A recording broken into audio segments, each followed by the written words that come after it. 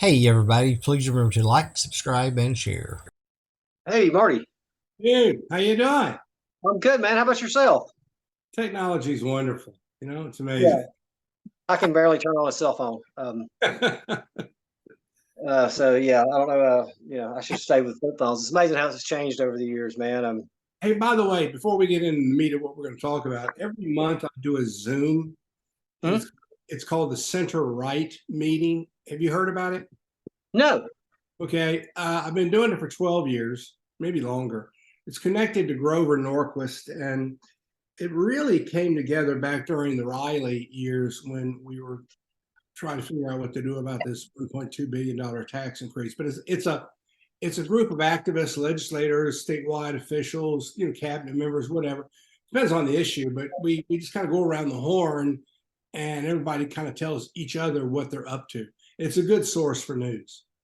Oh man, I would love that because just to tell you a little bit about myself, I've always had a love for politics. I mean, ever since I was a kid, I cut my teeth on the Baxley Braddock race in '86. I'll tell you a cool story about that By the right way, there. by the way, so did I, to a different degree. Yeah, that was the thing I was going to ask you about. I'll tell you a cool story about that real quick. I was the biggest Bill Baxley supporter in the world. And I mean, I don't know what it was, if his accent that got me, but I mean, Yeah, that was my political hero. Well, when that thing was going on back and forth, yeah. I sat down and wrote him a letter and told him how much I admired him and blah, blah, blah, and, and hope he won. And it was in the summer, and I was like 7 or 8 years old. And at like 7:30 one morning, my parents woke me up and said, "You have a phone call." And I'm thinking, who's calling me at this time of the morning? Yeah. And I went and answered the phone. I'm like, "Hello." And on the other end, that distinct Southern accent goes, "This is Lieutenant Governor Bill Baxley. I received your letter as of yesterday. I want to thank you for your support, blah, blah, blah. When I win, I'm going to send a limo to pick you up. You'll be my guest of honor." Um, I never Yeah. got to, I didn't get that limo trip, but I still talk to him about once a week. Really? Yeah. Tell him I said hello because one of the things, I don't know what you want to talk about today, but one of the things that really was life altering for me was getting, I'm no, before I say this, I'm a 5%er. It's very important to understand I am a 5%er. And what a 5%er is someone who was arrested by the FBI and prosecuted by the Justice Department and still walks with a completely clean record. That happened to me about 5 years ago, and Bill Baxley and I were actually talking about that. And it's pretty. Look up Marty Connors gets arrested. You'll hear Oh, the story. I remember when that happened. And Jack Williams, I talked to Jack. Yeah, okay, yeah. So anyway, but what was interesting about it, you see, Baxley and Braddock were going through all that, and I was executive director of the Republican Party at the time. I was the youngest in the country. Oh wow! So you Yeah, was on the ground floor. yeah, on the other side of the issue, Right. and I will tell you that uh, Guy Hunt went from 28% to like 62% after the Democrats made that decision to give Baxley the nod over Braddock. The Democrats gave him when they made that decision. Guy Hunt went from 28 to like 62% in like 72 hours. We had to get new phones in the Republican headquarters because we just did not have the infrastructure to take in the checks and the action. But along those lines, Baxley used to like to hang out at Highland Bar and Grill, and Yeah. so I was subpoenaed to testify about all that process uh, in the Baxley Braddock case.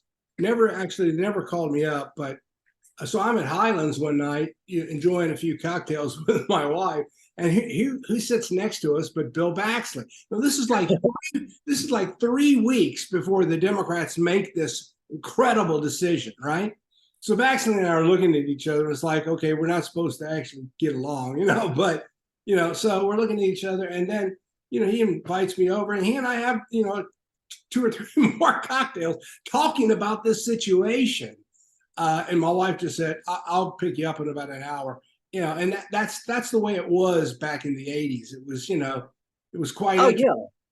yeah. But that's Um, changed the dynamics of Alabama politics forever. let's talk about that Baxley Grant race for just a minute. Yeah, Yeah, I've listened to Bill's side of it. Yeah, about, and I've listened to the other 30,000 votes over there, and I understand Bill's argument, I do too. Yeah, but at the same time, you disenfranchise 500,000 people, that's and what Bill told me. and you know, I wrote down a few notes here for you, just Mhm. some things I want to drill in your head about talking to an old man who's been through some of this stuff. And that is the thing I want you to take away, among others, today, is that a party chairman cannot win elections, but they can lose them. And that's what the Democrat Party chose to do. They didn't realize they were choosing to do it at the time, you know? But Mhm. people don't understand when you say, well, 15 or 18 or 20,000 Right. switch. Joe Sixpack doesn't get that. All he sees is that you change an outcome of what the election was, and he got furious. That's why Guy Hunt went from 28 to 62 in My 72. grandfather was born in 1930. I think he voted for Reagan in '84, like everybody did. But furious, he was not listening to any of it. He didn't know who Guy Hunt was, but he knew he was not voting for Bill Baxley. I mean, they took the We were race. we were so unprepared. We were focused on Jeremiah Denton's reelection, which he Yeah. lost. Okay, so we weren't really thinking about the governor's race. We were so unprepared for Guy Hunt for that to happen that the only picture we actually had in the state headquarters was a mug shot of Guy Hunt and one what do you think? Sideburns. Oh yeah. One sideburn didn't line up with the other one exactly right, and that's the only picture we had. I actually called his wife, and he was out on the farm when the Democrats made that decision. It's crazy. I heard that Al Pierce said we're making a huge, huge mistake. I don't know if he said that or not, but I believe it. Al and I are pretty close in the sense that we respect each other. There's honor amongst sharks, you know, and Mhm. back in the day, Al and I used to routinely appear on Paul Feinbaum's radio show. He used to call it the Al and Marty show. You know, so yeah. Do you remember when it was Braddock backed out of one of the? I think they had 3 debates scheduled, and they did 2 of them. And Braddock canceled on the 3rd one for whatever reason. And Baxley called him a coward, and Braddock challenged him to a fist fight. Yeah, yeah. And then what happened behind the scenes, something you don't know and history doesn't know, is that Emory Falmer, mayor of Montgomery, was the chairman of the Republican Party at the time. I was just executive director. And Emory was an old Marine, tough guy. He really wanted Braddock to switch parties, and he was trying to find a way to get Guy Hunt to be moved out. But Spencer Backus jumped in and became Guy Hunt's temporary campaign manager so that Guy would not leave. Now later they figured they needed a more seasoned campaign manager, so that's when John Grenier took over the job. But there was a moment in time when we thought Braddock was going to switch parties. Instead, what he did is he bought like 1 million pencils, and I still got a box of those things somewhere around the house for sign in, you know, for write in.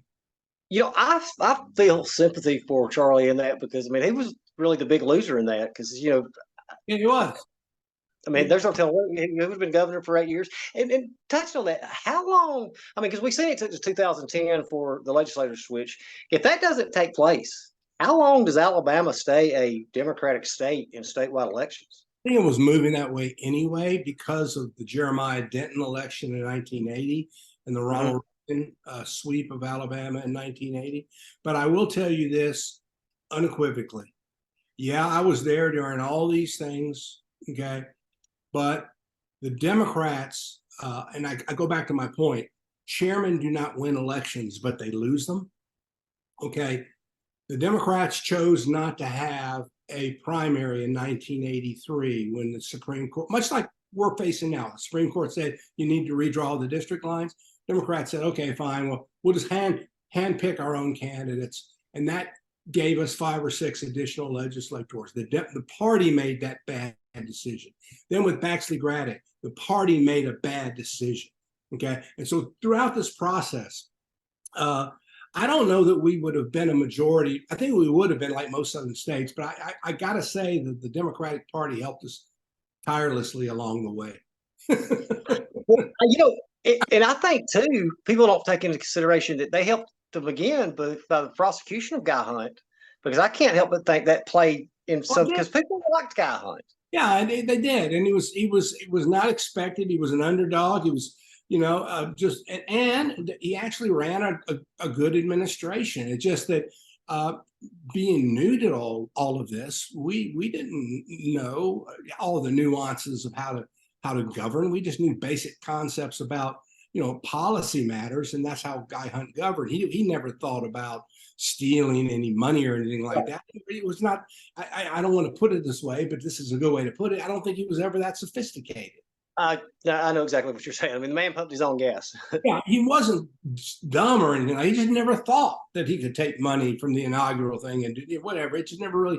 I know he did to fix a fence or something like that, but that's nothing. Lucy said one time that if it wasn't for women and alcohol, Bill would have been president of the United States. And every time I talk to Bill, we're having a long conversation. I'm saying, all right, Bill, if you won that race in '78, you can't tell me that going into 1988, looking at Dukakis and that, you would have been licking your chops at that slate of candidates. And Bill's like, I never wanted to be president. I'm like, come on, Bill, tell me, man. I don't. Let me put it this way. I don't know that Bill Baxley would ever have been president, but I will say, of all the people that I've met in politics in my history in the state, the smartest among them would be Bill Baxley and probably Georgewallace, for different reasons. But Bill Baxley was a brilliant politician. I'm sorry. He screwed up on the Baxley Graddick race. He made a mistake in or let me tell you this real quick and go. We'll touch on '78. Funny story about Bill. He was in Las Vegas one time gambling, and they called Bill upstairs. Yeah, I can't believe that. No, not at all. And he was gambling, and they called him. Security finally got him, took him upstairs, and they said only 1% of the people in the world can count cards. They said only 0.1% are good at it. But GD, you're the only one we've ever seen that can do it drunk. I believe that because, like I said, 3 weeks before the Democrats were going to come down with this colossal decision, he and I just happened to be in the Highland Bar and Grill and then share drinks together until midnight. And my wife came and picked me up. I mean, his memory's still just as sharp. I mean, because I call him and ask him something, and he just it's still razor sharp. But he made a couple mistakes. He told me in '78 when he said that the party almost didn't let Fob run. I can believe. He said he pushed the party to allow him. He said he didn't think Fob would get about 40,000 votes and they'd be taken away from Brewer. Yeah, and he made the statement that Fob would be a good governor if he was actually a serious candidate. And then when they got Fob was very relaxed. He just enjoyed, doing the thing. When they got the runoff, he blasted that. Fob kept blasting that over and over. Do you think Governor James, because he was one of my favorite, do you think that he just enjoyed the campaigning and didn't like actual governing? Yeah. I mean, government and governing can get kind of tiresome, repetitive, and boring. I think Fob is like, yeah, as you said, campaigning. I'm not saying I thought he was a good governor overall. Yeah, but I think he got burned out the second term, and then he didn't. He was never a particularly a party kind of guy, so he never built any party infrastructure. The only real governor that came along and built party infrastructure, other than Guy Hunt, which was short term because he ran into all the trouble. Well, the only guy who built party infrastructure was Bob Riley, who's many people don't realize Bob Riley is the only two-term governor Republicans have ever had in the state. Now, Kay is. That's true. Yeah, and so what happened is, Bob gets elected, charismatic guy, then screws up royally with his big tax increase, and it looks like he's going down the tubes. But we rallied behind him, so then he had 4 years to basically raise money to build a majority in the legislature, and that's how. Yeah, I thought he was going in the water after that tax hike. I thought there's no way. We all went out of our way to. I mean, it was kind of like the whole situation was embarrassing.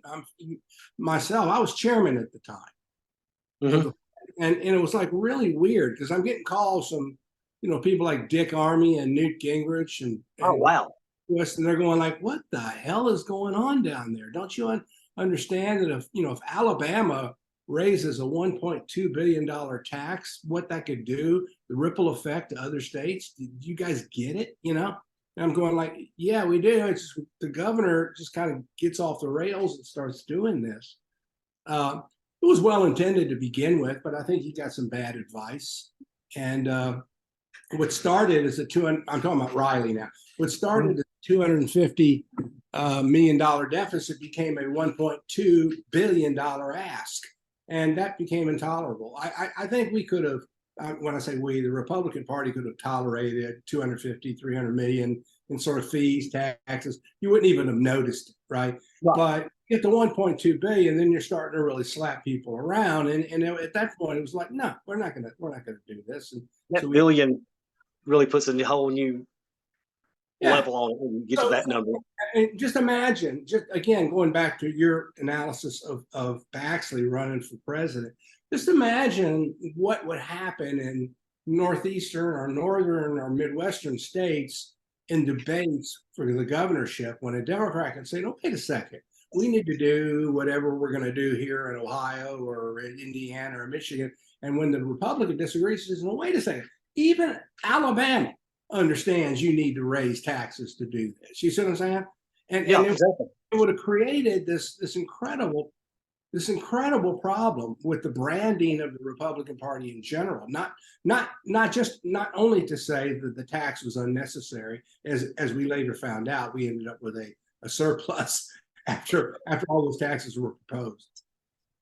Do you remember when the debates? Because Lucy Baxley, she has such a sharp wit. Yeah, and she said something about to the fact of then we got mobbed up Riley's backdoor tax with the real president. I remember that. And there was one other thing in that debate. She said Riley looked at her and said, I didn't want to say this, but there you go again. And she said, Governor Riley, let's get one thing straight. You are no Ronald Reagan. Yeah, I remember that. I actually applauded. No, I obviously voted for Bob. I campaigned for Bob, but I applauded that line. Yes. I mean, you had to love it. She made. I've waged my blog. I've waged a one-man war against the Public Service Commission, and I go after Twinkle all the time. And Twinkle Kavanaugh, and I think it was 2012. She called Lucy Baxley a typical Montgomery politician, or maybe it was 2008 race. And no, it was 2012. And Lucy said, "Well, maybe if you'd won more races, you'd have been a typical Montgomery politician." Good way to put it. Because I told her, I got to tell you a great Georgewallace story. Oh, yeah. Oh, yes. I love Governor Wallace. Okay. Well, when I first came here, I've lived in Texas and in Kentucky and Ohio and such, but my high school years was Cincinnati. So I just chose to come to Alabama. I don't know why. It was just an awful wall thing. And I got down here and I'm sitting in my dorm room and I start getting like scared. I'm going like, where the hell am I? I mean, this is exactly. Yeah, so different. But anyway, I just didn't like the whole Wallace organization or the old Tuscaloosa mafia kind of thing. You'll see some of that to this very day.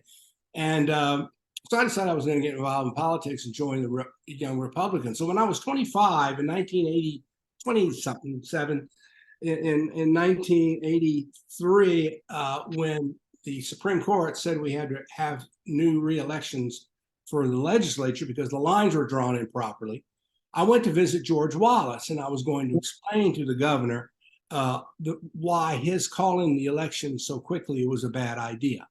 Now, the reason he wanted to call the elections quickly is because the AEA and Paul Hubbard and all those guys were going to handpick the Democrats they wanted, and they weren't going to have a primary. And that helped us gain a good number of seats. But anyway, so I walk into Wallace's office, and you've been in the governor's office before. There's like 4 doors there. One's a bathroom, one goes in the hall, one goes into a reception room, one goes somewhere else. I can't remember. This is the first time I've ever been in the governor's office. So anyway, I'm sitting down at the desk talking to Wallace. I'm trying to explain to him how he's wrong on choosing this particular date for a primary election. And he doesn't give a damn about anything I'm saying. He wants to talk about John Kennedy, the schoolhouse door, Bobby Kennedy, how he didn't like Hubert Humphrey, all this stuff. He goes through all this history. So when it was over, it was about a 45-minute visit. when it was over, he gets a ring, time for somebody else to come see him. And I get up and I turn around and I can't figure out what door I came in. Yeah. And you want to be cool. You're in your 20s. You're talking to a governor. You're trying to be a hard ass. You're trying to be cool. And so Wallace kind of rolls around to the side of his desk and he looks at me and he says, I've frustrated you today, haven't I, son? I said, yes, sir. I appreciate the history so much, but I was here to talk about the primary and this issue at hand. And he said, well, that's the door you leave. And when you Republicans become more familiar with the governor's office, then you'll know the way out.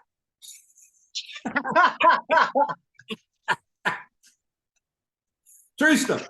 Oh, that was a fantastic story. It was such a professional put down that, no, that was what, 5 or 6 Republican governors ago. but nevertheless, it was like, okay, I'm being too cool for my age. It was a maturing moment, I'll have to send you a link to this. I wish there would be time to prepare for it, but my friend just all of a sudden has a Zoom camera rolling and puts me on a podcast. It's called Chris Peaks Tells America the Unknown Story of Georgewallace. Yeah. And I told about the the 1958 race, and then when he was at the Democratic convention, I was like, this was not and how Wallace's career changed over the years. And I told him, I said, I still believe, he had the delegates at that time. He had a 2-1 lead. He had 1 million more votes, and you knew he was going to win the South. He's already proven he can run in the Rust Belt. You're going to get some Western states. I don't think Richard Nixon wanted any part of a fired up George Wallace with a motivated base coming out of that. No, not at all. I remember my parents were up in Ohio at the time, and they were like, they were in Dallas, Texas at the time, and they were going like, we got to get Nixon elected. This Wallace guy is a populist. And by the way, and I'm not saying they're the same. Please do not misunderstand. I'm not saying they're the same. Liberals will say they're the same. They're not. But the Wallace populism is very similar to the Reagan populism, which is also today very similar to the Trump populism. When you just look at the constituency, forget the issues, forget the background, quit the labeling, just look at the issues, and you'll find it's very similar constituency. Well, I took some clips. But you mentioned that, and showed one of my friends when I first started watching Trump speak. I got these almost chills, and I was like, "Watch this right here, and compare and contrast these clips." I believe wholeheartedly he took Wallace's 1972 campaign and tweaked it and ran it in 2016 to a T. Probably. I mean, it's just a change of language, but the constituencies are the same. Constituencies. It's the same. It doesn't mean it has nothing to do with race. Right. People like the label. It's just the constituencies. I mean, Joe Sixpack, it really feels abandoned right now. Exactly. And the more Joe Sixpack sees Trump being, arrested, I know something about being arrested myself. The more he sees that, the more it vindicates his opinion that government has gotten too big, and I've got to do something about this really big government. Well, they've weaponized the judicial system.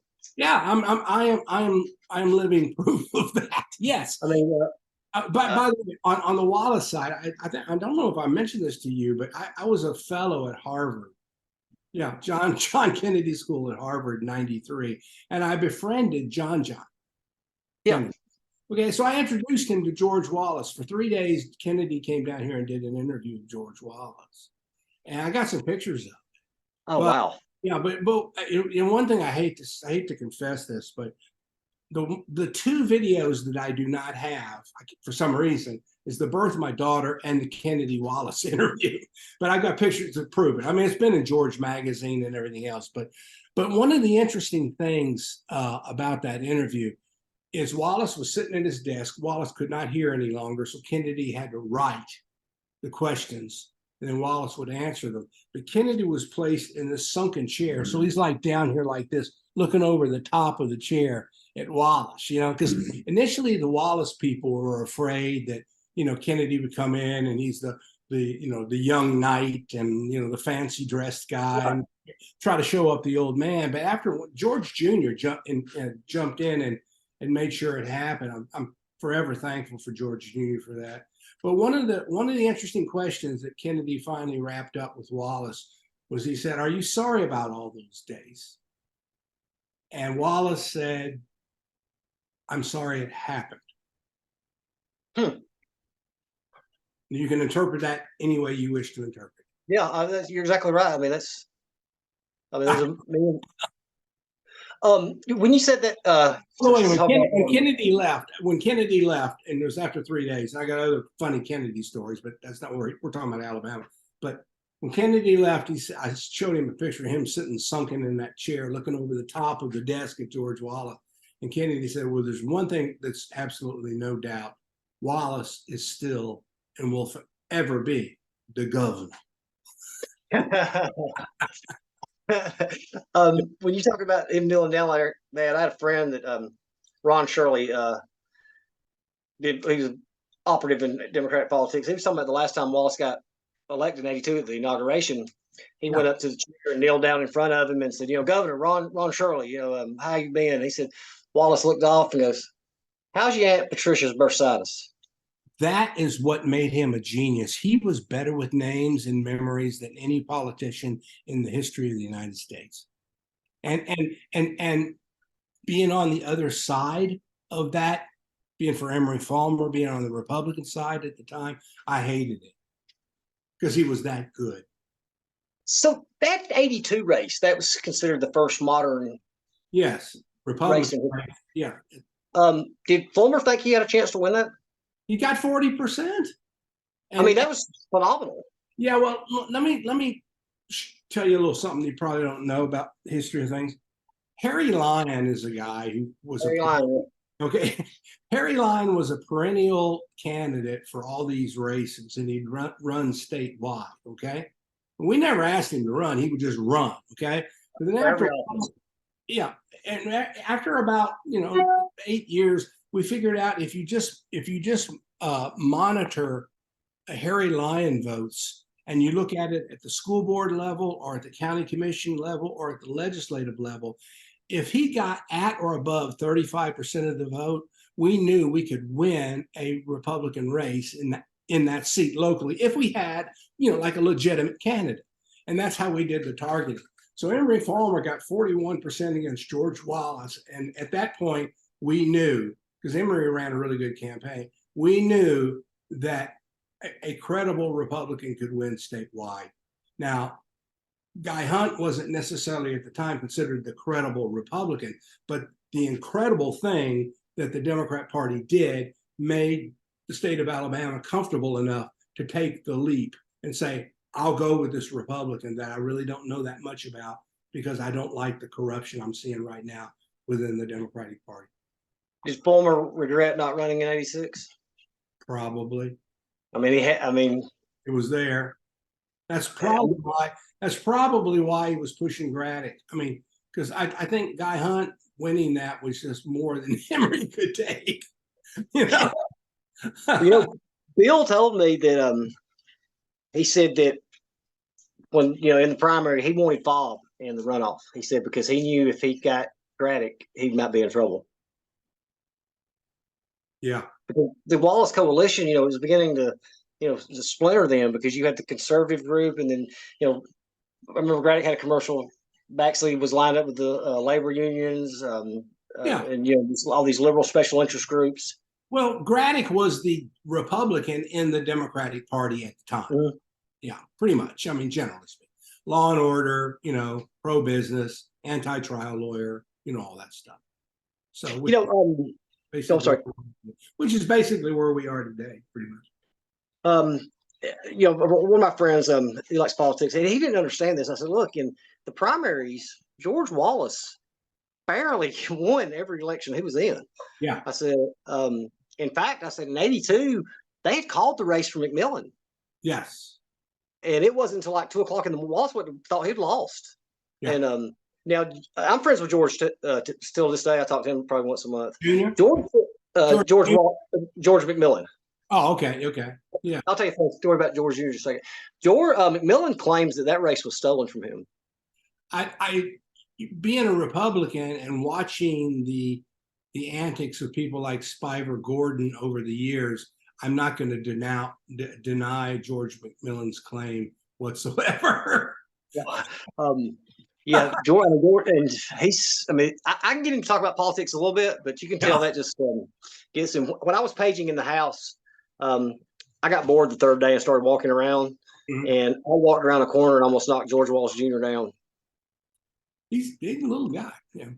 Why do you think, what was going through his mind halfway through the term?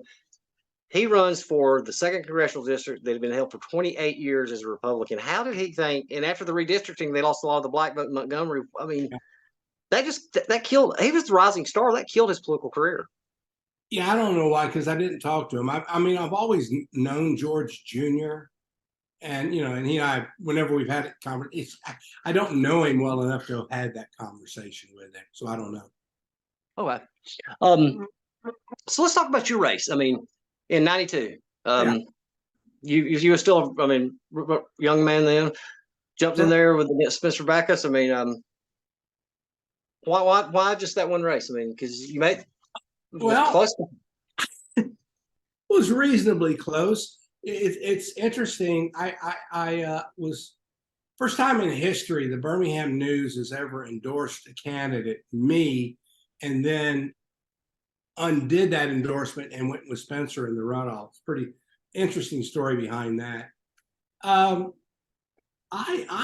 had a lot more experience than Spencer did in dealing with national issues and regional issues. I was at the time working with Lamar Alexander in Tennessee and Newt Gingrich and Trent Lott and all those guys. So in that sense, I was more, if you will, Washington groomed, perhaps.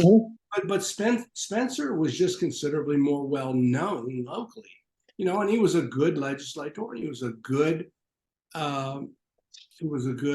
state senator and a good school board member, good party chairman. So I was like the guy who had been doing stuff outside of Alabama, and Spencer was like the neighborhood boy. Okay, that's a good analogy. Yeah. There. Yeah. But you never thought of any other races? I did. I looked at the school board very seriously because I'd worked so closely with Lamar Alexander. Then I realized I was like 100 yards out of the district, and so I just didn't decide to run again. And I never really wanted to run for a legislative seat or anything that local, even though they've been quite obvious over the years. An open seat here, just run. But I don't want to go to PTA meetings on a rainy Tuesday night. Yeah. I mean, I just don't want to have to go to the Kiwanis barbecue, or whatever. The good thing about and again, I was poisoned a little bit by hanging around like people like like Newt Gingrich and I mean Dick Thornburgh. I mean even wow. Oh yeah, no, even Alex Haley of Roots, hanging around people like that, and you don't think about, oh, okay, well, this is really cool. I want to run for the school board. Yeah. I don't mean to be arrogant. I'm just saying I was in a different environment. Oh yeah, I can understand that. Yeah. And what I didn't realize is I looked like Howdy Doody, and I was very young looking at the time. And Spencer, who served well in the Congress, was a known quantity. My biggest fear at the time was Bill Cabinet's running. If Cabinet chose to run, none of it. He would have had no opposition whatsoever. He ran against Hal Heflin in 1990, I believe. He did, and so many of these races are sort of ill-timed. I mean, Heflin was not going to get beat in Alabama at that particular moment in time. And right. I like to say this, and this is quotable, okay? In sex and politics, okay? Timing is everything, okay? So it's just it's the way it is, You got to figure out, all these little nuances before you jump into something like that. So in my race in Congress, I mean, just so you'll know, the Birmingham News changed their endorsement of me because they could not get Newt Gingrich on the phone to tell them that Newt was endorsing me, even though there's a video of him saying, Marty's running for Congress and I want you all to support him. And the reason Newt did not ultimately call the Birmingham News back was because he was in a race himself for minority leader. And so he did not want to have to, at that point in time, choose between me or Spencer because it was up in the air. And so I got that call from Newt's guy. And that was, but it appeared on my literature when I said, supported by people like Lamar Alexander and Newt Gingrich, that I was lying, which I was not. It just that Newt was not going to fall on the sword for me because he had bigger fish to fry. I'm good friends with Bill's son, Lewis, too. And he's a great guy. Lewis? Oh, I love Lewis. Yeah. And I asked Lewis, I said, why did Lucy run in 2006? And he challenged him to become the governor. He said, he wanted her to wait to 2010, which, with her health probably wouldn't have worked out. Yeah. But he said the party came to her and basically told her, you've got to run for governor. We can't take a chance on having an indicted, or convicted felon candidate and be left with nobody to run in the fall. You've got to run. No, hold your thought now, because you may have a president right now. Just hold the thought on that. No, I understand. I understand what you're saying. Just giving you some shit. I had a bumper sticker on my truck that year that said, because I was still furious about that property increase or tax increase. I had a bumper sticker that said, make him spend it all, Lucy. Yeah. Because Raleigh just had so much money. And do you remember the commercial she had? I mean, it was so great that there's probably a lot more to it if it ever got investigated.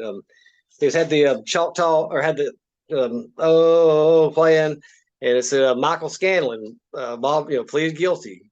Jack Abramoff pleaded guilty. Bob Riley, how will Riley plead? Those were the great commercials that she ran in that campaign. Speaking of that right there, what did you think about Governor Ivey's media team? They had the best commercials I think I've ever seen for a candidate. The whole Meemaw persona. It's like Aunt B. You're exactly right. I mean, who can't be? You're not going to be against your grandma, right? Particularly if she's competent and surrounded by competence. And I will say this: Kay Ivey's got an extraordinary, at least in my view, an extraordinarily good cabinet. I may pull Al Dot aside, okay?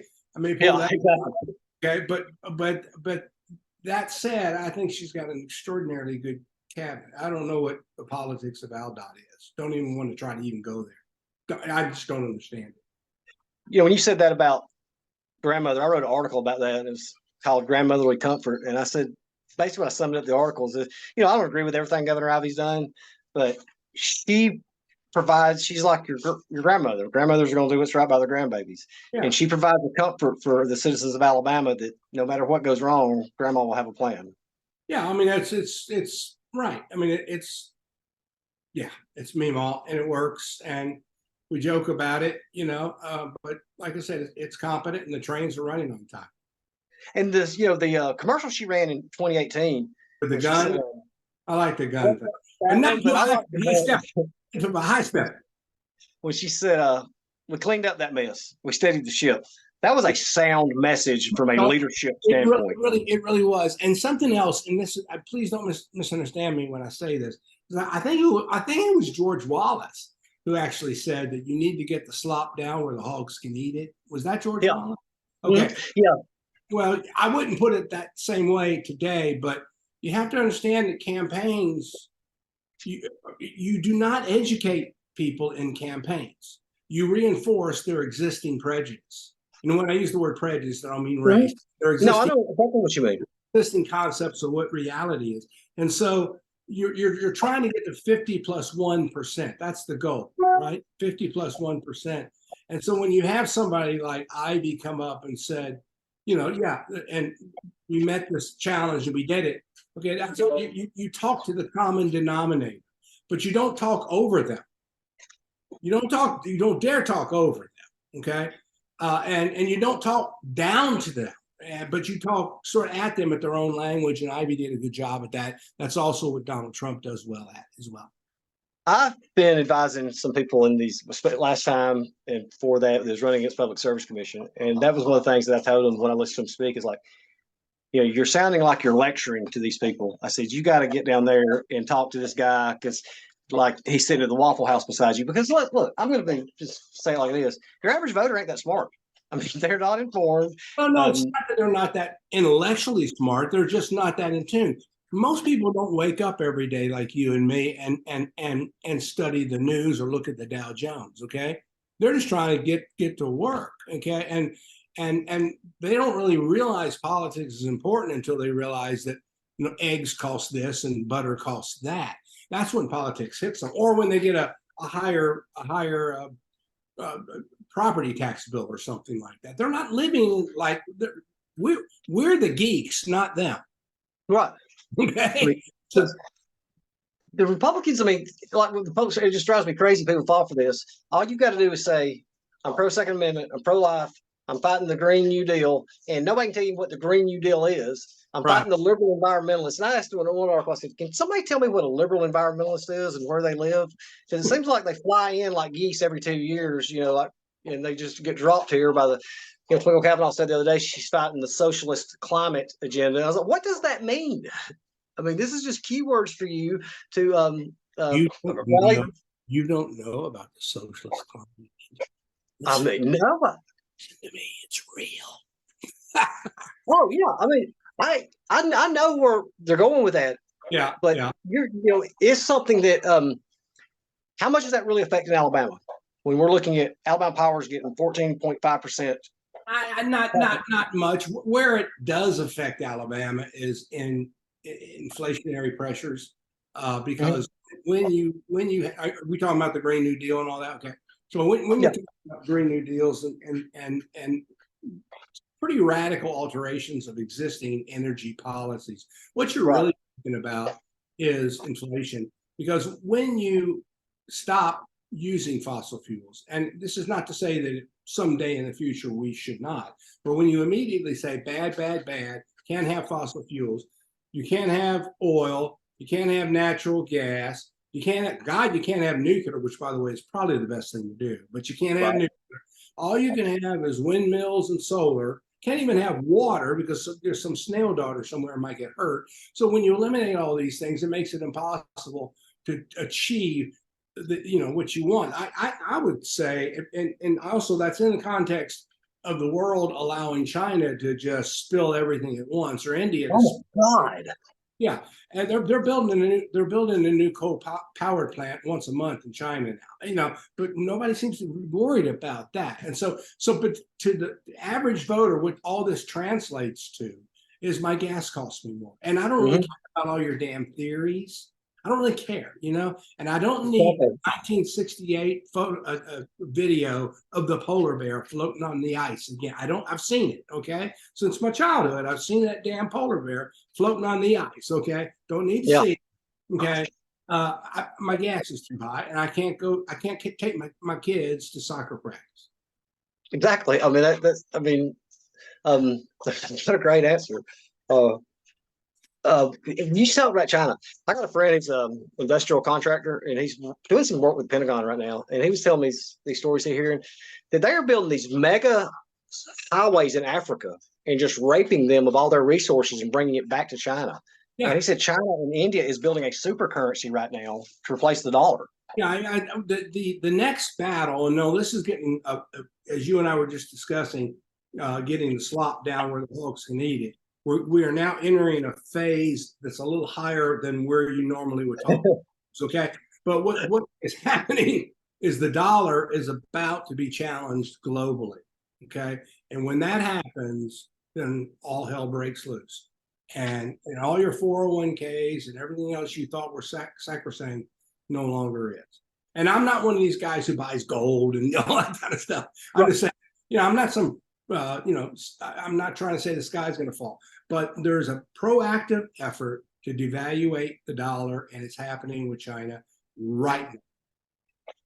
And like you said, but people don't care. They're only worried about They're not thinking about. They're thinking about that kid's my kid has got to go on the traveling baseball team, Tupelo, next weekend, and I don't give a rat's ass about what's going on, other than it cost me $20 more to drive over there this year than it did last year. That's it. End of story. Yeah, and, I mean, I'm paying. and I'm because and I'm not putting anybody down. They understand their job is not to worry about these kind of things. But those of us who claim to care about the country and look at it from a bigger perspective have the obligation to care about those kind of things and articulate those kind of things.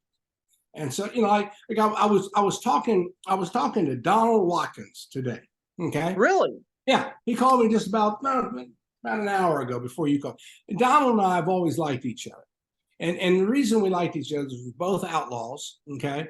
And and I have always gotten along. No, I'm not on their side. I'm not on their team, but I've always sort of gotten along with the blacks in the legislature, at least up to the point where I had to, because I never got in their sandbox. I don't give a damn about what's going on in Montgomery or Birmingham politics and all those races there. Even when I was chairman, I never even worried about trying to get somebody to run for the 7th district. I mean, why turn out voters that are going to vote for your statewide candidates so you lose a district in a race in the 7th district, right?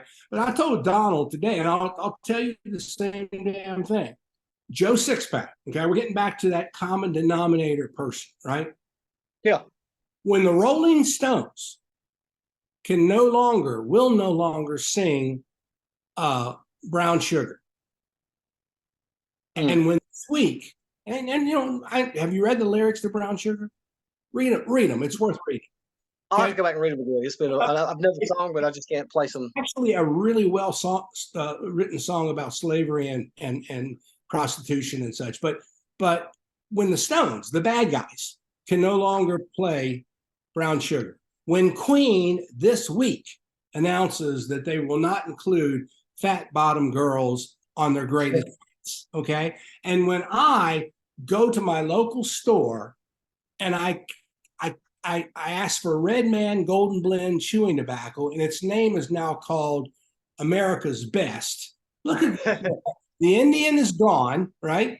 The Indian is no longer on the package. I looked up their website. Why is the Indian gone? They want to be more inclusive, right? Now, who chews freaking chewing tobacco is worried about inclusivity of people, regarding race issues, okay? So you're seeing all this push against Joe Sixpack, who just wants to take his kid to Tupelo for the baseball game.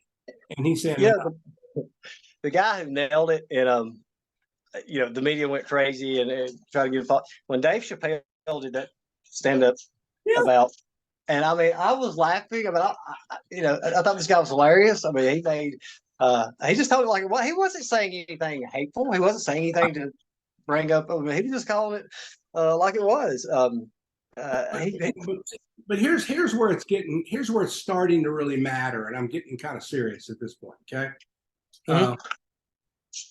where it's starting to matter is on really, really important issues that Alabama is going to face as of this hour, and I would say that I no longer like to call people Republicans per se. The R word, the new R word is reformist, not necessarily Republican. Okay, I would rather have a reformist than somebody who claims that they're a Republican. And what I mean by this is that I've been around Alabama politics for 40 plus years, and the parties kind of change and come and go, but the interest groups do not. They stay there. So they buy their way back in regardless of who's in control, okay?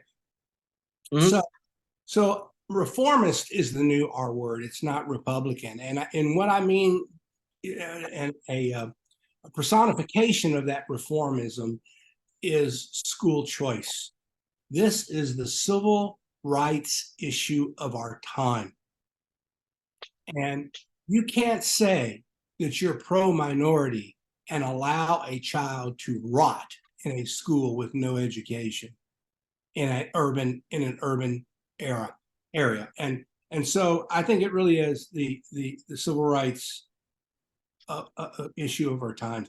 And that's where you can start to really separate people. And that is in those who are going to protect the interest group, or those who are going to try to protect the consumer, or the child, or the parent, or or the outcome.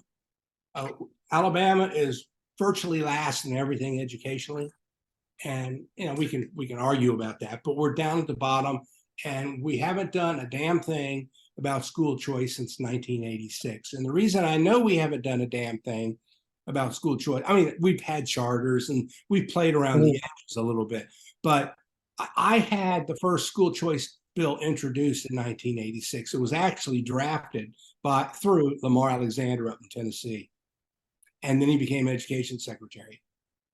So we've got to do this, and we've got to break some of these structural problems that have been going on for years in Alabama. Funny you mention that, because we are dead last about everything in educational category, but we're ranked like 25th as far as dollars we spend. What's the problem that we can't, well, I don't think we're getting our return on investment. Even with the dollars we spend. James did an interesting study. I got to dig this up. Okay. James did an interesting study, and what they did was they looked at the per pupil expenditure of every school system in the state, and then they compared it to outcomes. ACTA scores and third and sixth and eighth grade reading and math levels. And yes, of course, Mountain Brook and Vestavia and places like that were heavily funding their schools were doing well, and they were getting a good return on the investment. But I think it was Gunnersville that at the time it was getting the best ROI on its investment, and it was spending less money per child than places like Birmingham, for example. Okay, so then you say, so why isn't Birmingham producing the results it should? Well, the reason is tenure. The reason is lack of daddies at home. There's all kinds of other issues that are causing it, but we're not funding those issues, mental health, all kinds of other things. And so I think if you're going to be a good reformist Republican in the future, that doesn't mean that you're going to say we don't need government to do things. Okay. For example, and I know I'm talking too much, but for example, fine. For example, I am not being liberal when I say you need to take care of babies after the Dobbs decision. Okay. No, I don't think that's liberal at all. No, it's moral. Okay. No, that doesn't mean that you keep feeding the same old government trough that's not working, but you come up with unique and different ways. Now, the legislature has already moved aggressively on making adoption easier. But one thing that Georgia did that I thought was extraordinarily interesting, they actually created, the child deduction you get on your income tax. You write $2,500, right? Why not start that at heartbeat as opposed to birth? Don't you think a child is just as expensive the first 9 months you're trying to plan for that child as it is the first year of its life, roughly? I mean, I never thought of that. Yeah, you start incurring expenses early. So that's not a liberal idea. That's a conservative idea. And I was really pleased to see the legislature has moved on expanding Medicaid postpartum, for women, because you can't say, keep that baby and I'll see you in 18 years. You got to take care of these people, right? And I think you're going to see conservatives step up, not necessarily with the same old approach, but the thing, like I said, with the tax deduction and other, I know that doesn't reach everybody, okay, but it's just, you got to think differently. And that's what I mean by looking at people as reformists as opposed to Republican. That is a awesome concept that you just put. I mean, the way you find it as a reformist instead of Republican, instead of giving the same Yeah, tired of now when I answers. say We're thinking outside the box. I'm not saying, that's Gingrich, that's Lamar Alexander kind of thinking, but I'm not saying that you elect Democrats because they want to prop up the same old system. We don't need any more Democrats, at least any more of that ideology. But what we need is a reformist ideology. That's evolving thinking that you've got going there. I mean, Yeah, instead of well, just being stuck. here's another example. Do you know that the state of Alabama is the only state in the union where our health department is not under the governor or the legislature? No, I didn't know that. It isn't. It's a self-regulating agency. There is no supervision of it other than the pen, other than funding. So what I'm trying to say in a broader sense is that republicanism or conservatism is not just being pro-life or pro-gun or go to church on Sunday. It's a structural thing now. And if you're not willing to be a structural reformist, I don't want you around. Okay, apply that because I'm a Second Amendment guy. I own firearms.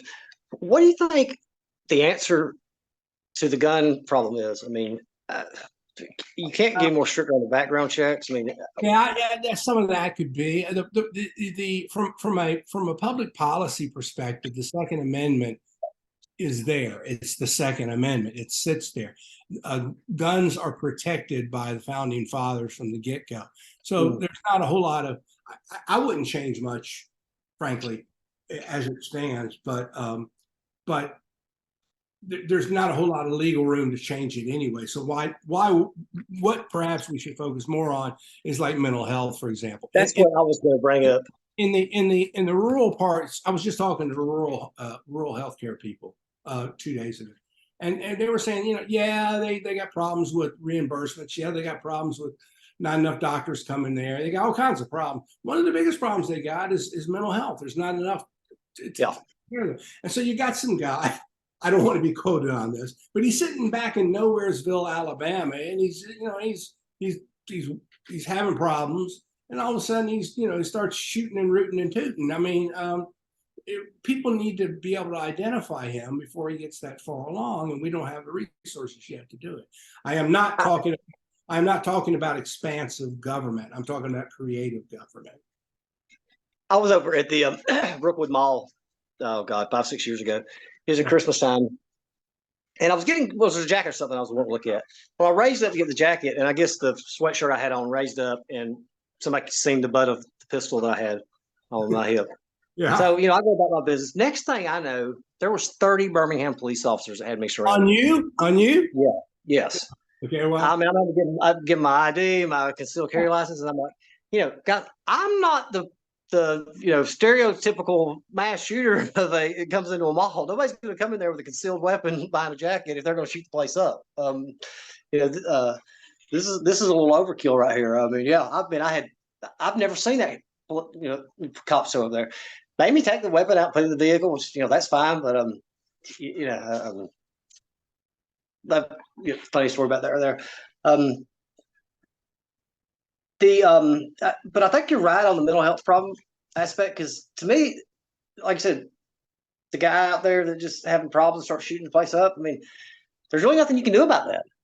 There's always going to be those lone, wolves out there, and I am not bemoaning that we have a Second Amendment, but all those who want to just tie up guns and throw them away has got that Second Amendment in their way. So no sense in arguing about that. Let's find a way to actually solve a problem rather than bitch about the Constitution.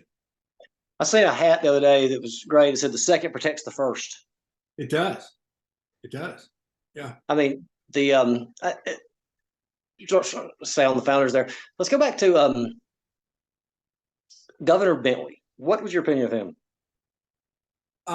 Right guy at the right time. He was, again, Bentley also had a good cabinet. It's just it was kind of an odd election. He was speaking of Baxley Braddock, Bentley also enjoyed a little bit of crossover himself.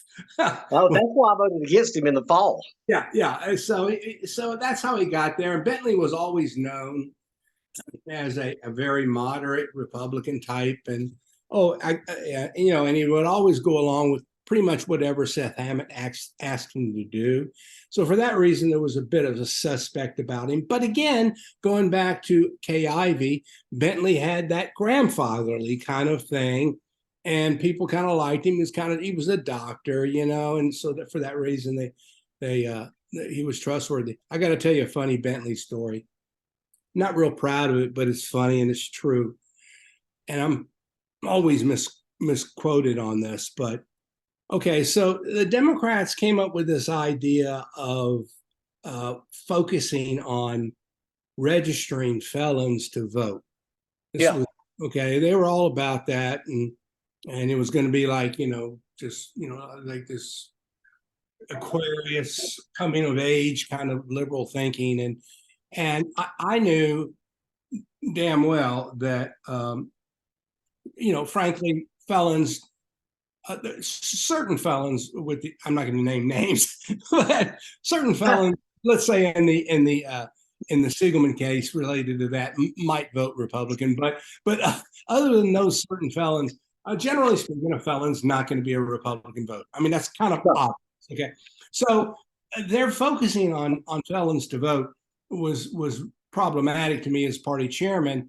And my argument was, well, if you're going to prioritize felons, why are we not prioritizing, let's say, newcomers who come to the state who just moved here? Or why are we not prioritizing, let's say, 18-year-olds on their birthday or something like that? Now, that never gets printed in the press. It was just, Connors against felons, And so anyway, so Bentley was one of the handful of Republicans that always would side with the Democrats on some of these kind of issues, including AEA issues. And I'll never forget, I went down there one day on the 5th floor, and they were going to have a vote on this.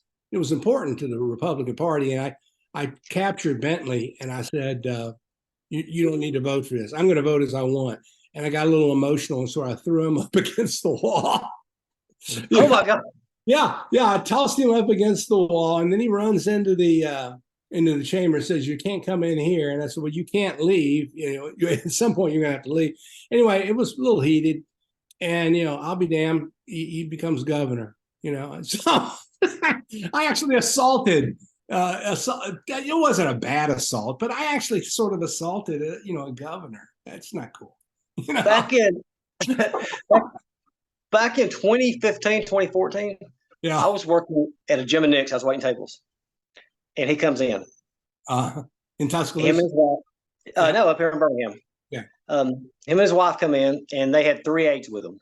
So they put them through. I was the top server, so they put them in there so I'd take care of the governor.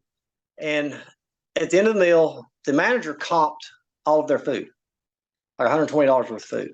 Uh-huh. And the governor left me $5. That's it?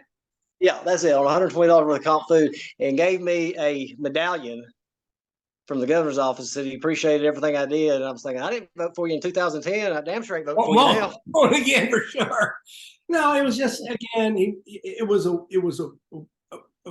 a strange particular election cycle. I thought it was Moore's race to lose. Moore is an interesting character. He's been vindicated over the years, to some degree. But I ended up debating Jake Tapper on CNN about Roy Moore, which was kind of fun. But yeah, I mean, I voted for him every time he's been on the ballot. Well, he was how did I vote in that election? I don't remember. I think I might have voted for Bradley Byrne. I honestly can't remember how I voted, because it was one of those elections. I'm not being evasive. I just don't really remember. Yeah, I can't remember. Yeah. I think had Tim James held on to that English only ad for driver's license about 2 weeks later and released it. May have worked. I'll never forget the Tim James walking around the corner and looking around like this. That ad. You remember that? Yeah, I remember that. The media made fun of that. you know, He had that one last time about the transgender school, and I looked that up, and I yeah. was like, there's 234 students there. So I called there the next day, and I talked to the principal for an hour. He's like, this isn't a transgender school. He said they have on there that LGBT kids will be accepted or whatever. He said, but we have I said, so tell me about the drag show. And he laughed and he said the kids had won a Scholars Bowl trip to DC. Yeah. He said so they did a turnabout show where the male teachers lip sync and woman song and vice versa. And I got to thinking about that. I said, when we was in school, we used to have womenless beauty contests where the male teachers did that. Huh. So there really wasn't. I didn't really. He blew that thing out of proportion so bad. They had to get extra security down there. I can believe it. Oh gosh, I don't want to create a problem for a very important thing, but one of the concerns that extremists have about charter or school choice is, oh, we're going to create like a Muslim school, or there might be a drag school or whatever. And the answer is, you know what? There might. But guess what? Your kid is going to go to a school that you choose them to go to. That's a good point. They might.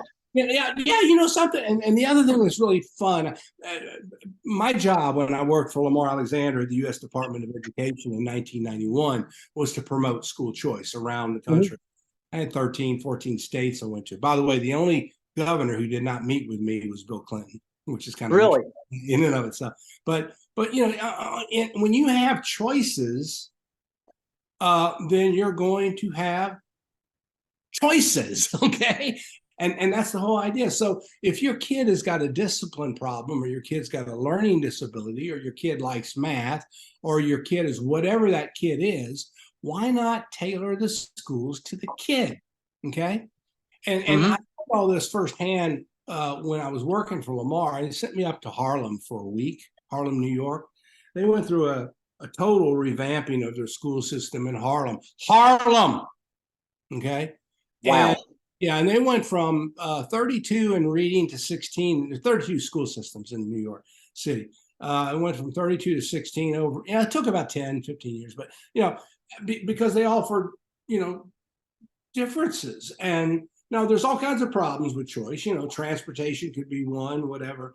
But if you're trying to govern the world and you're worried that some kid 60 miles away is going to a school that offers ideologies that you protest, then you're not thinking enough about your own kid. How about taking care of your kid? Talking about Lamar Alexander, I remember that 96 race very well. And the Clinton campaign was terrified of facing him in a general election. They did not want him to. Yeah, no, we knew that. I went to Iowa twice for Lamar. Knocked on doors, did everything in Iowa for him. I mean, he was a fantastic candidate. I mean, he was. I mean, he raised good money, but not enough, and he was running against ultimately the Bush machine, and there was just so much infrastructure already there in place for W that it wasn't. Didn't he run in 96 too? Yeah, he ran in, what was it, 90, 92, and then 96, I think it was. No, it wasn't 96. It was 96 and 2000. No, not just 96. Yeah. Okay. He decided not to, yeah. I went out there. Iowa was cold as hell in December. Oh, I bet it is. Yeah. I voted for Pat Buchanan. I can remember distinctly. I voted for Pat Buchanan during that primary of that year. I remember when we went to Ames, Iowa for the the little phony straw poll where everybody buys their vote. Pat Buchanan did pretty well. He did very well.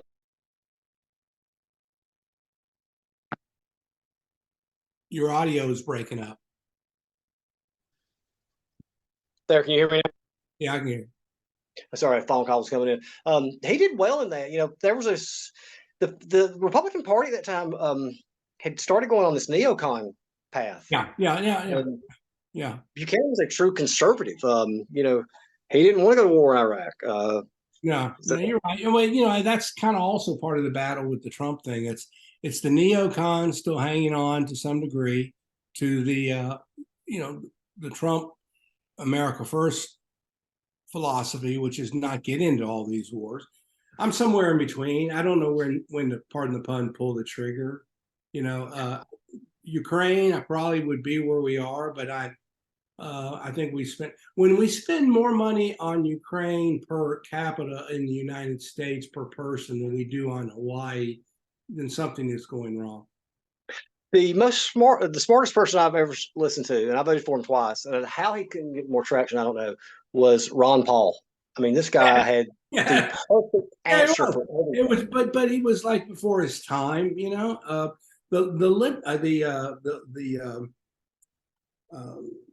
Libertarian wing of the party, you know, has really grown a lot. Speaking of that, a funny story about the libertarians in Alabama is there was a guy named Gordon who was the chairman of the Alabama Libertarian Party, all 37 of them, back when I was chairman. No, I'm joking, but you know, Steve Gordon was his name. I love the guy. And but he was chairman of the Libertarian Party, and so Bob Riley starts rolling out this $1.2 billion tax increase, and I knew that we had to oppose it. But the problem is, I had a steering committee of 21 people, then I had an executive committee of 320 people. You know, I can't unilaterally make these decisions. You know what I'm saying? But he would just kept pounding us on the radio saying, when are Republicans going to make their decision? And what happened is on opposing Riley's tax plan, and what happened was the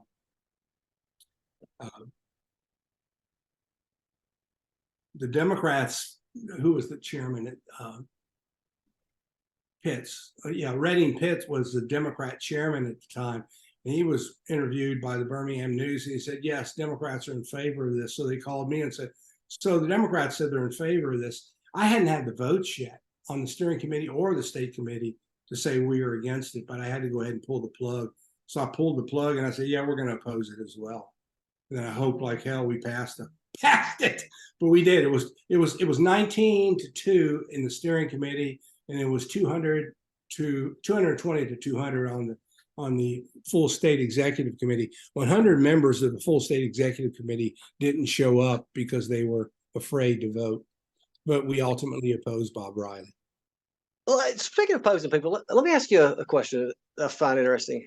It seems like Governor Ivey right now, she is still the 10th most popular governor in the U.S. She has 62% approval ratings. Ainsworth tries to undercut her at every turn. Now, provided, God forbid, nothing happens to the governor, is this really a smart political decision? Because do you want to go? I know she can't run again, but do you want to go into a primary against Marshall and you've got staring down the barrel of Ivy with 65% approval ratings? Well, you're going to have to educate me a little bit on this because I'm not following it as closely as you are because you're a reporter. But with the exception of the DOT argument over, like I-65 versus the Black Belt Road, I don't really know where there is a lot of dissension between the two.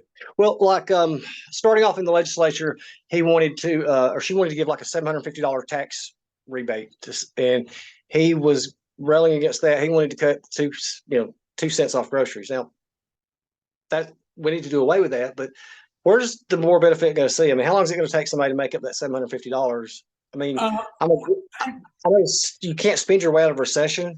But no, I hear what you're saying, but not like I told you, and I'll invite you to some of these once a month. These center right things I do, we discuss these very topics, okay? And around the country, the general vibe was that rebates are nice and quick and sexy, but what you really want to do is have a permanent, long-term, forever tax cut. Now, maybe it wasn't enough. I would say it was not enough. Okay. Yeah. I think there's things we can do with our income tax that I think some of our legislators are afraid of. But just I don't know the intricacies of what he thought or what she thought. But generally, among conservatives, the thought was, let's not write one check, which, by the way, never happened to begin with, right? Or do we get something? I think they got it down to like $150 or something like that. Yeah. And so and that goes back to your education committees and goes back to PA and all that as well. the other thing, I mean, hindsight's I 2020. I don't know how they figured out what each other's turf was on Another thing he went against her on, and hindsight's 2020 on everything. When the COVID thing first came out and she did the shutdown, it's hard for me to really criticize her. I mean, when you have these doctors saying, "Hey, if you don't do this, 300,000 people are going to die." I mean, do you take that chance? Because No. she really. You don't. I mean, the initial shutdowns were, in retrospect, were not necessary, but at the time, one would have known. So that was, when in doubt, take the most conservative, or the safest, I should say in this case, the safest route is kind of what I would think. But after a while, it becomes kind of obvious that, and I don't know that we lifted it as quickly as we should have. Yeah, I mean, like I said, should have went to hindsight's 50-50 on it, or as Pat Dye would say, 2020. But yeah, or the other way, 50-50 or 2020. But when you're told by professionals to do something, you should. At the same time, this goes back to my point that the health department has absolutely the governor has no impact. Doesn't appoint the health. What is it? What Scott Harris called somebody wanted me to look into something with him that he was doing with that. He's a great guy. No problem with Scott. Okay, but I remember vividly. I'll just tell you a little anecdote. I do this big St. Patrick's dinner every year. Okay, have for 43 consecutive years. You will be invited this year. And, great! And we have a parade too. And so the parade was set for something like March 19th, and COVID was coming out around March 17th or 16th, whenever, pick the dates. And I'll never forget, it's in 5 Points, which is not exactly a conservative area. And so, yeah, fun, but not, not. And so, so the 5 Points merchants were getting all nervous. Should we or should we not have the parade? Well, let's go ask the health department. I said, well, then the answer is we are not going to have a parade. Because if you ask a health department official or you ask a doctor, he's not going to say, I got a little antidote on here for you. A doctor is never going to say, well, take the lesser risk. He's going to just say, no, okay, don't do it. UAB years and years and years ago had a study going on about the difference between smoking cigarettes and chewing tobacco. I remember that. Yeah, okay. And they wanted to determine if chewing tobacco was a decent alternative. The answer is yes, it is. But I remember that. If you're a doctor, you can't say, I want you to get off heroin and go to methamphetamine. It's you just got to say no, right? So what happens when you have a state that has a chief health officer, that's the title, that has no gubernatorial or legislative oversight, they in essence become the short-term governor for a while. And nobody's going to go against them because of liability.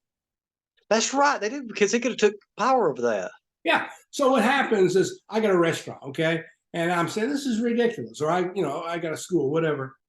This is ridiculous. And then somebody comes in, gets COVID and dies. And somehow they trace it to my restaurant. And then the trial lawyers descend like vultures and say, but you didn't listen to the health officer of the state. I got a funny story for you. When that first broke out, the condos I lived in, I lived in Southside, and it is a cultural melting pot. And that's just, it's probably the most diverse. It's like a California almost. Yeah. It's bohemian, very bohemian. My daughter lives there. So the condos that I lived in had 12 units in it. And there was a mixture of, young couples. There were some gay people that lived there.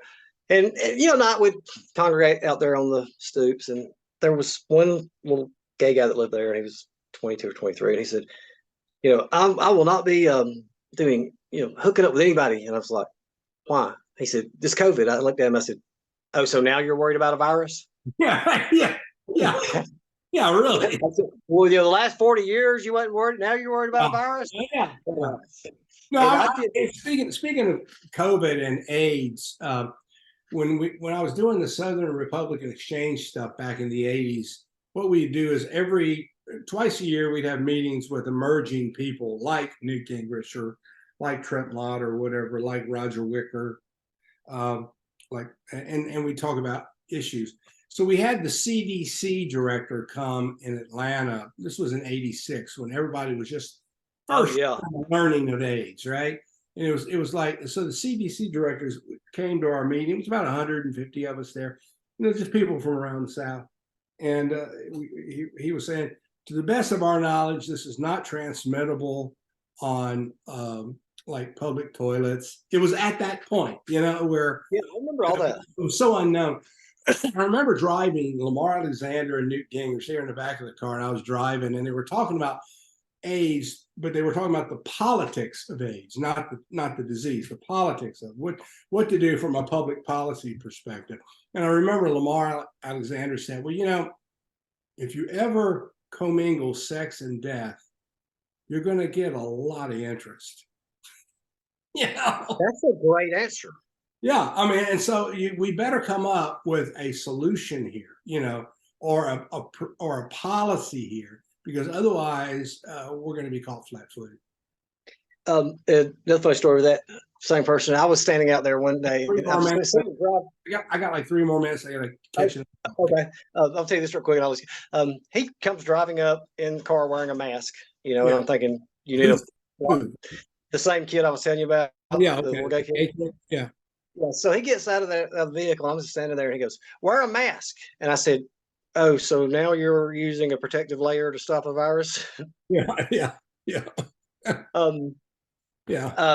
So, Matt, it's been great talking to you. It's been fun. I love these. Talking to these guys in politics, and I can do it all day long. And I would love to join those Zoom meetings and just listen to what that says. I'm gonna. Our next one, I think.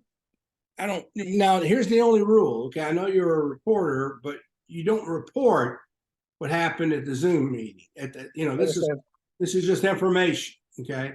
And now, if you find a story in there, fine. Go, but don't say at the center right meeting somebody said this. It's all off the record. So, I see. Okay, yeah, I wanted to write down some things that were important. Fat bottom girls. Okay. Yeah, and overall, the thing I want to bring home to you on this conversation is the R word needs to be reformist and not Republican. We don't need to be a new version of the same old thing, for God's sakes. And there's oh, sorry, go ahead. No, and there's a number of people who are kind of falling into that. It's very comfortable when everybody tells you you're the greatest person on earth, because you run a particular committee or whatever. You're in a position of power. We need to reform our schools, our health systems. Maybe even one day take a crack at the Constitution. I never thought, Senator Reporter, I never thought that I would be considered part of the media because I think that they're just vultures and scum. And they have so many of them have an agenda they try to put forward. I try to tell the truth on everything. That's why the public service, like I said, the Public Service Commission, I can go on and on about that. I'll send you some links to it. But yeah, do because I'm trying to understand this latest thing. Yeah, the hidden tax is the one you need to follow. They have enacted a hidden tax on the citizens of Alabama that has accumulated about $150 million since Twinkle Cavanaugh's been in office. Okay. The power companies, I'll go with this real quick. They regulate. Public Service Commission gets no money from the general fund. Every year, Twinkle Cavanaugh goes, "We gave $10 million back to the general fund." You can't give money back to where you didn't get it from. Mm-hmm. They are overcharging the citizens of Alabama and then putting that leftover kitty each month on your power bill. And at the end of the year, when there's $12 million gave $15 million, they're putting it in the general fund. So the legislatures are using it for pet projects up in North Alabama that's regulated by the TVA that you'll never see a benefit from. It's interesting. Why would it be just, is that because Nathaniel's up there or why North Alabama? Because North Alabama is where your votes are at. Well, the population is, yeah. So when you're building, your legislature in the Alabama Public Service Commissions, bought and paid for, they spent, I can go on and on. I wrote one about the corruption down there. I mean, it really should have got more play about Twinkle Kavanaugh took $80,000 from a PAC, and the president of the PAC was Bill Jones. Who's Bill Jones? Senior marketing director of Alabama Power.